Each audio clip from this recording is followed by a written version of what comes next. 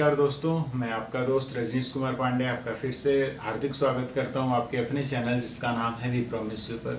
तो दोस्तों, political science की सीरीज चल रही थी। प्रीवियस क्लासेस में हमने Pitt's India act, government of India act, बहुत जितने भी एक्ट्स थे वो सारे एक्ट्स को पढ़ा। इसके अलावा हमने जो भारतीय संविधान सभा थी उसके बारे में, उसके कुछ महत्वपूर्ण तथ्यों को जाना।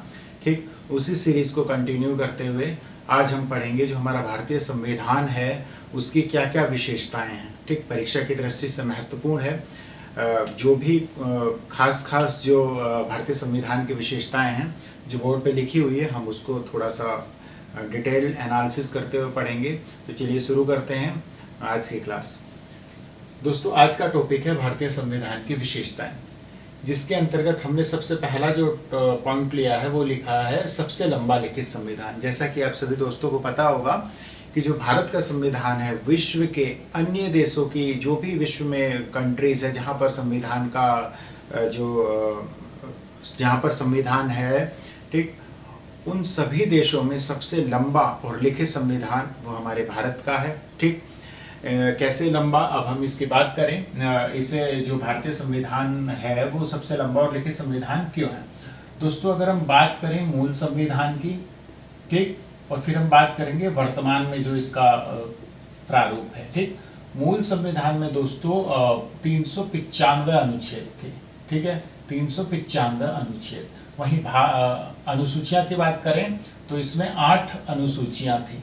ठीक है, 8 अनुसूचियां थी एवं 22 भाग थे। ठीक है, यानी कि जो भारत का जो मूल संविधान था उसमें 395 अनुच्छेद, 8 अनुसूचियां और 22 भाग थे। मूल से मतलब जब संविधान रेडी हुआ था तब की बात। अगर हम वर्तमान में बात करें तो दोस्तों आज लगभग 450 प्लस अनुच्छेद हैं। ठीक, 12 अनुसूचियां हैं, वहीं 25 भाग हैं। ठीक है, अब ये 450 अनुच्छेद कैसे हुए। तो दोस्तों 450 अनुच्छेद का मतलब ये नहीं कि 396 अनुच्छेद बताइए कौन सा है, 397 नहीं, 395 अनुच्छेद। अगर 1 से लेकर 395 अनुच्छेद है तो 1A, 1B, ठीक है, या 360A, ठीक है, या 21A, इस तरीके से। तो ये जो इसके पार्ट हैं ये हो जाएंगे 395, 396, 97, 98। वहीं अगर हम दूसरे पॉइंट की बात करें तो दूसरे पॉइंट में लिखा हुआ आंतरिक एवं बाह्य शोध। ठीक, आंतरिक एवं बाह्य शोध का क्या मतलब होता है।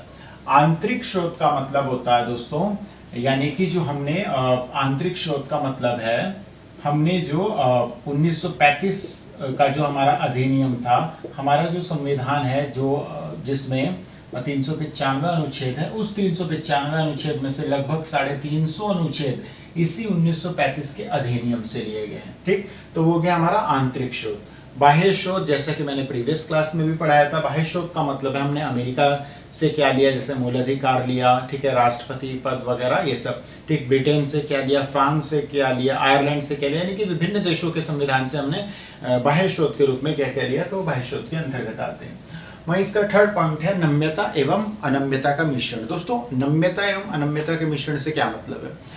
नम्यता एवं अनम्यता के मिश्रण से मतलब है कि जो भारत का संविधान है वो ना तो एकदम लचीला है और ना ही एकदम कठोर है। मतलब इतना ना ही लचीला है कि हर कोई उसमें छेड़छाड़ कर सके, और ना इतना कठोर है कि जरूरत पड़ने पर भी हम उसमें कुछ चेंजेस ना कर पाए। ठीक, यहाँ हम इसे ऐसे समझेंगे जैसे कि लचीला एवं कठोर में अंतर, यानी कि नम्यता एवं अनम्यता क्यों है भारतीय संविधान, वो हम ऐसे समझेंगे कि जो भारतीय संविधान का जो अनुच्छेद है, ठीक, अनुच्छेद 368, ये क्या है, ये संविधान को में संशोधन करने की शक्ति इसी अनुच्छेद से प्राप्त होती है।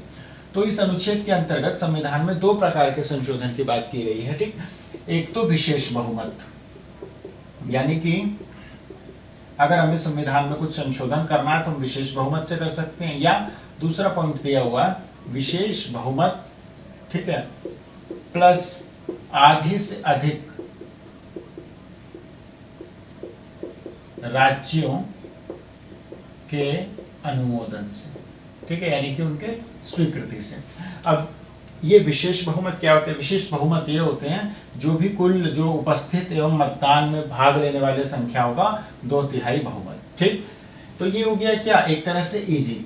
ठीक, और जहां पे ये हो गया क्या, लचीला, ठीक, या नम्यता। वहीं विशेष बहुमत यानी कि उपस्थित एवं मतदान में भाग लेने वाले सदस्यों का 2/3 बहुमत, ये हो गया विशेष बहुमत। इसके साथ साथ आधे से अधिक राज्य, जैसे वर्तमान में भारत में कितने राज्य हैं, 28 राज्य हैं, तो आधे से अधिक कितना हो गया, लगभग 15, यानी कि ये तो कंडीशन फुलफिल होगी, इसके साथ ही लगभग 15 राज्यों का अनुमोदन चाहिए। तो ये हो गया थोड़ा सा कठोर। तो इस प्रकार हम कह सकते हैं कि भारत का संविधान जो है वो ना तो लचीला है और ना ही कठोर है, यानी कि नम्यता अवनम्यता दोनों का मिश्रण है। वही हम बात करते हैं नेक्स्ट पॉइंट की, एकल नागरिकता की। तो दोस्तों आप सभी को पता है एकल नागरिकता भारत में जो है वो एकल नागरिकता का प्रावधान है, यानी कि हम केवल भारत के नागरिक हैं। अगर हम यूपी, बिहार या अन्य किसी राज्यों में रहते हैं तो हम उस राज्य के नागरिक नहीं है, हम पूरे भारत के नागरिक हैं। ठीक, ये हम भारत में कहीं भी आ जा सकते हैं, कहीं भी बस सकते हैं। तो हमें एकहरी यानी कि एकल नागरिकता मिली है। ये हमने कहाँ से लिया, हमने ब्रिटेन से लिया। वहीं अगर हम अमेरिका की बात करें तो वहाँ पे दोहरी नागरिकता है। ठीक है, यानी कि वहाँ पे राज्य और देश दोनों की नागरिकता लोगों को प्राप्त होती है। नेक्स्ट पॉइंट की बात करें दोस्तों हम, तो नेक्स्ट में मौलिक अधिकार, डीपीएसपी, मौलिक कर्तव्य, ये तीनों चीजें कहीं कोई भी ऐसा संविधान नहीं है लगभग जहाँ पे तीनों चीजें साथ मिले।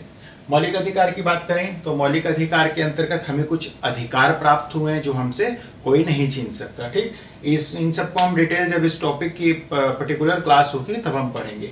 अभी हम समझते हैं मौलिक अधिकार। यहाँ आप लोगों का क्वेश्चंस बनता है, आपको कमेंट में बताना है कि मौलिक अधिकार हमने किस देश से लिया, प्रीवियस क्लास में करा चुका हूँ। वही डीपीएसपी यानी कि directive principle of state policy यानी कि राज्य के नीति निर्देशक तत्व, ये हमने किस देश से ग्रहण करे।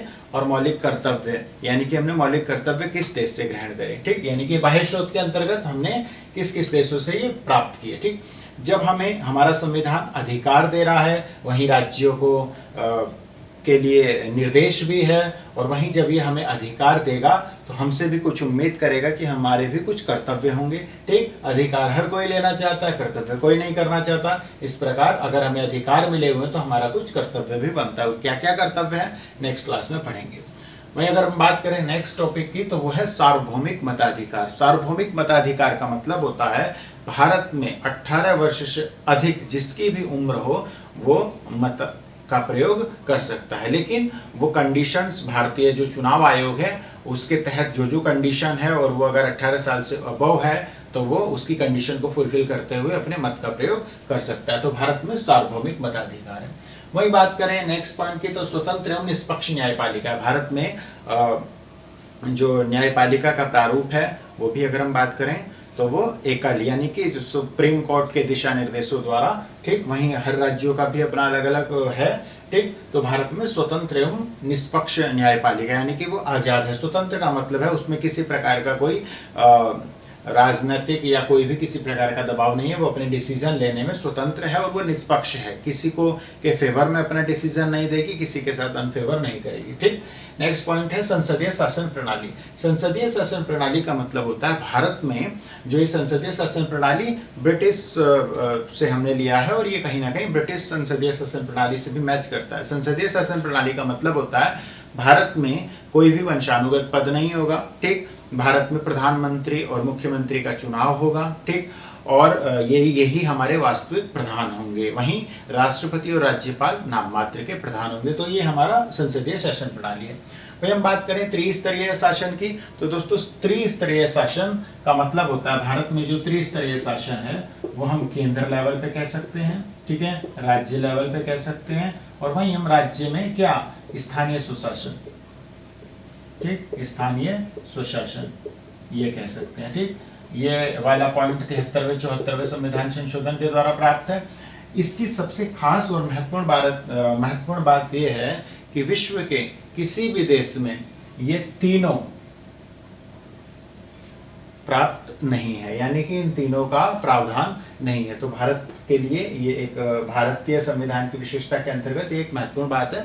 ठीक है, वहीं हम बात करें नेक्स्ट तो पंथ निरपेक्ष राज्य की। तो जो हमारा भारतीय संविधान है वो भारत को एक पंथ निरपेक्ष राज्य मानता है। ठीक, पंथ निरपेक्ष राज्य का मतलब क्या होता है? पंथ निरपेक्ष राज्य का मतलब होगा राज्य का कोई भी धर्म नहीं होगा। ठीक, राज्य सभी धर्मों के लिए बराबर है। ठीक, राज्य धर्म से न्यूट्रल है, तटस्थ है। वहीं धर्म राज्य का न होकर के व्यक्ति का होगा। ठीक, यानी कि पंथ निरपेक्ष राज्य। वहीं हम बात करें आपात उपबंध का। आपात उपबंध भी भारतीय संविधान की विशेषता है। जब भी देश की अखंडता, ठीक, को हमें बनाए रखना होगा, एकता को बनाए रखना होगा, ठीक, तो अगर जरूरी लगे तो कुछ प्रकार के रेस्ट्रिक्शन यानी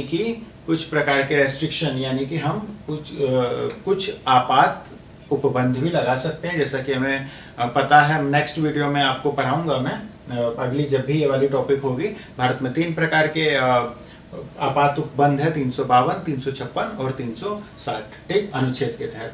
वही बात करें लास्ट पॉइंट की, संसदीय संप्रभुता एवं न्यायिक सर्वोच्चता का समन्वय। इसका मतलब क्या होता है? इसका मतलब ये होगा कि ये इसके काम में इंटरफेयर नहीं करेगा, ये इसके काम में इंटरफेयर नहीं करेगा। और करते कैसे हैं, देखिए, न्यायिक सर्वोच्चता का समन्वय। न्यायिक सर्वोच्चता का समन्वय क्या होता है? सुप्रीम कोर्ट, ठीक है, न्यायिक समीक्षा की शक्तियों का प्रयोग करते हुए जो भारतीय संसद द्वारा बनाए हुए कानून है उसको अमान्य घोषित कर सकता है। वहीं संसदीय संप्रभुता का मतलब क्या होता है? संसदीय संप्रभुता का मतलब कि जो संसद है वो कहीं ना कहीं संविधान में ही संशोधन करके उसको परिवर्तित कर सकती है। तो दोनों का कहने का मतलब ये है कि ये इसके काम में अगर इंटरफेयर करेगा तो ये भी कर सकता है और ये भी कर सकता है। मैंने आपको बताया अभी क्या कि सुप्रीम कोर्ट न्यायिक समीक्षा की शक्तियों का प्रयोग करके उसके बनाए गए कानूनों को अमान्य घोषित कर सकता है। वहीं चूंकि सुप्रीम कोर्ट किसका? संविधान का संरक्षक होता है, संविधान में जो लिखा होता है वही सुप्रीम कोर्ट उसे फॉलो करवाता है। तो ये लोग क्या करते हैं? संविधान में ही संशोधन कर देते हैं, तो फिर सुप्रीम कोर्ट को वो चीजें माननी पड़ती है।